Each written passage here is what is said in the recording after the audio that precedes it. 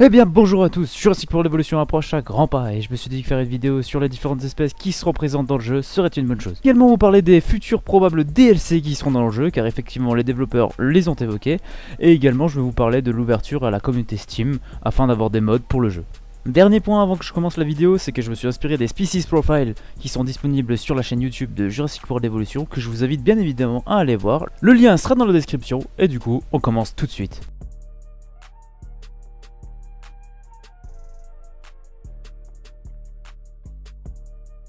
Le Spinosaur est le dernier en date à avoir été confirmé. Il a été très attendu par la communauté et on sait qu'il a fait sa première apparition dans Jurassic Park 3 dans lequel il a volé la vedette au Tyrannosaure.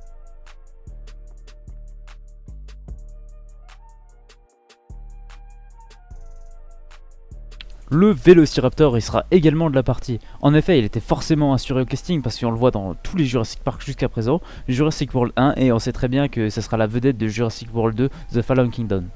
Donc en fait le jeu n'aurait tout simplement pas pu s'en passer.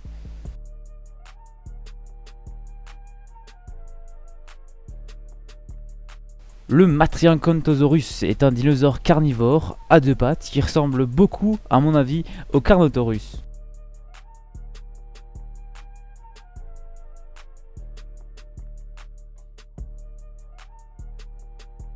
Le Ceratosaure qui était présent dans Jurassic Park Opération Genesis sera à nouveau présent dans Jurassic World Evolution.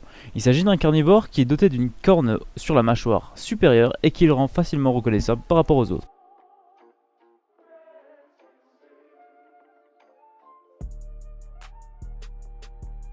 Le Dilophosaure qui était présent dans Jurassic Park 1 est confirmé au jeu.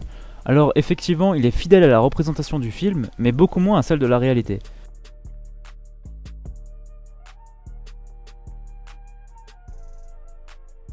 Le Pachycephalosaurus, qui est un petit herbivore qui est reconnaissable à son crâne osseux, il se tient sur deux pattes et semble apprécier être en groupe.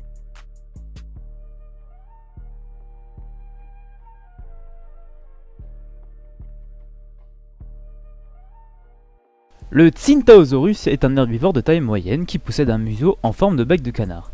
Il est également reconnaissable par sa crête sur le haut du crâne qui forme une corne.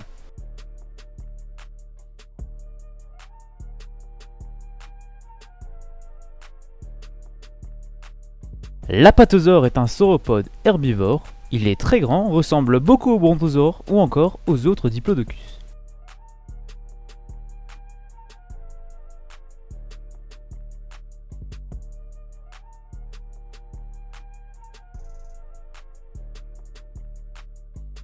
Le Kentrosaurus ou Kentrosaure est un herbivore qui ressemble à son cousin le Stégosaure. Il possède une tête plutôt petite et des plaques osseuses en forme de pic sur tout le dos jusqu'à la pointe de la queue. Il va sûrement s'en servir soit pour réguler la température ou encore comme moyen de défense.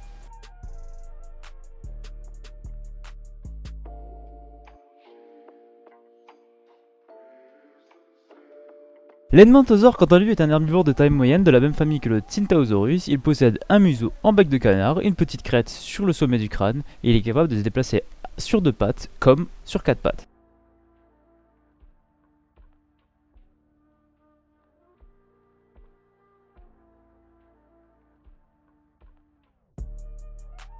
Le Parasaurolophus est un herbivore de taille moyenne qui est de la même famille que le Tsyntaosaurus. Il possède un museau en bec de canard et une crête qui part en arrière sur le sommet du crâne. Il a été vu dans différents films de Jurassic Park et également dans Jurassic World.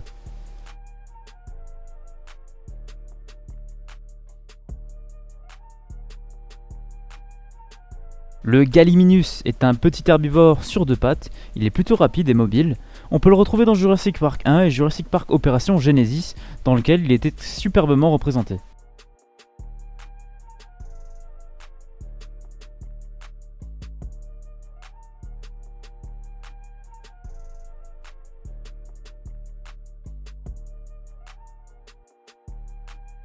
Le Chasmosaurus ou Chasmosaure est un herbivore à quatre pattes, cousin du Triceratops, qui possède trois cornes, plus petites que celui-ci, et sa collerette devait lui servir pour les parades nuptiales ou encore d'autres manifestations entre espèces.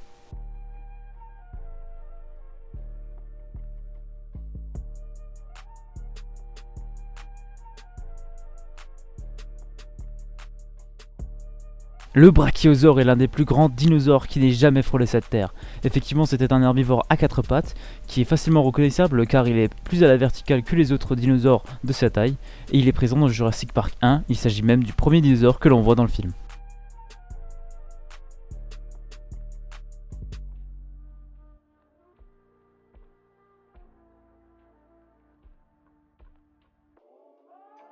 L'ankylosaure que l'on voit dans Jurassic World sera de retour dans Jurassic World Evolution. Son corps est recouvert d'épaisses couches d'os qui sont recouverts elles-mêmes par de la kératine qui lui procure une défense imparable et il a également une masse au bout de la queue afin de pouvoir se défendre de ses ennemis.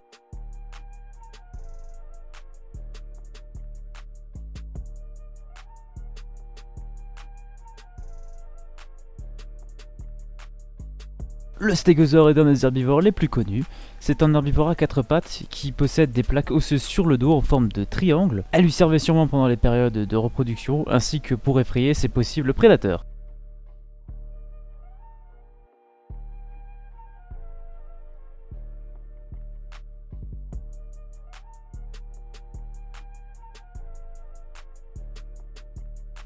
Le Triceratops est le dernier species profile connu. C'est un herbivore emblématique de Jurassic Park.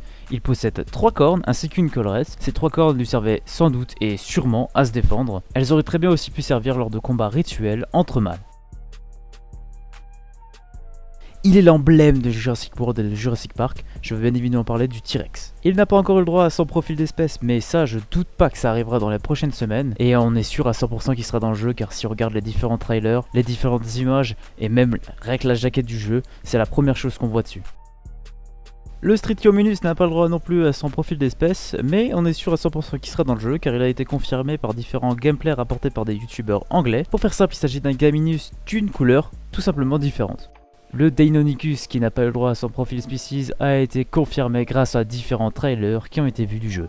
Dinosaure non confirmé à 100% car pour le moment ce ne sont que des suppositions, mais il aurait été vu dans différents trailers. Il s'agit du Camarasaurus, il a été vu aux côtés de brachiosaures et d'autres herbivores. J'ai une image juste ici pour vous prouver cela.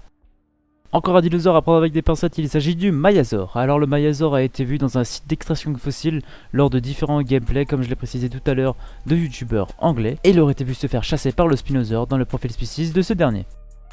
Les 5 derniers dinosaures que nous allons voir sont confirmés à 100% car ils seront présents dans Jurassic World Evolution édition Deluxe. Le Styracosaure qui est un petit Triceratops à une corne qui est relativement bien connu du grand public.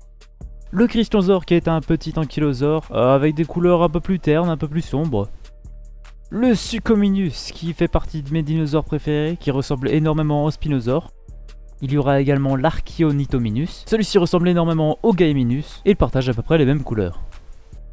Et pour finir avec cette liste de dinosaures, le Majungasaurus. Il s'agit d'un allosaure avec une tête un peu plus compacte et des couleurs beaucoup plus sombres. Attaque le dernier dinosaure qui à mon sens sera présent dans Jurassic World Evolution. Alors il ne s'agit que de spéculations et de théories, mais je pense bien que l'Indominus Rex sera présent dans le jeu.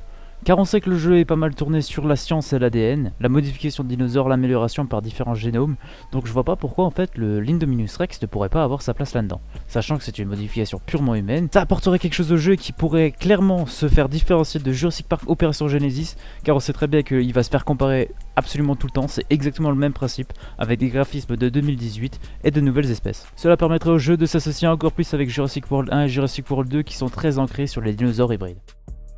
Bien, maintenant qu'on a vu l'ensemble des espèces qui seront présentes dans le jeu, ainsi que quelques spéculations, je vous propose qu'on regarde dans le futur du jeu. On sait que le jeu sera développé par Frontier, connu pour l'excellent Planet Coaster, et ces derniers ont assuré dans le German Magazine PC Games, lors d'un événement de presse, que Jurassic World Evolution aura le même genre de contenu additionnel. Alors vous vous demandez sûrement, qu'est-ce qu'on peut espérer de ces DLC? Alors ce contenu additionnel, d'après Frontier, serait de nouveaux dinosaures ainsi que de nouveaux objets.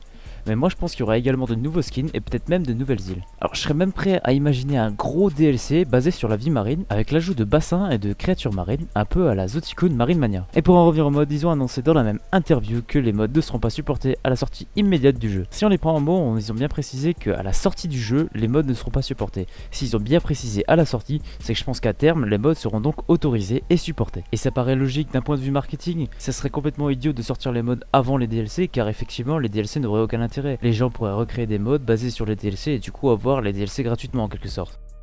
Voilà, je pense que cette vidéo est désormais terminée. J'ai traité tous les sujets dont je voulais parler. Alors j'espère qu'elle vous aura fait kiffer, que vous aurez pris du plaisir à la regarder. Et si c'est le cas, n'hésitez pas à lâcher un like, mettre un commentaire ou encore la partager. Sur ce, c'était Red Chrome.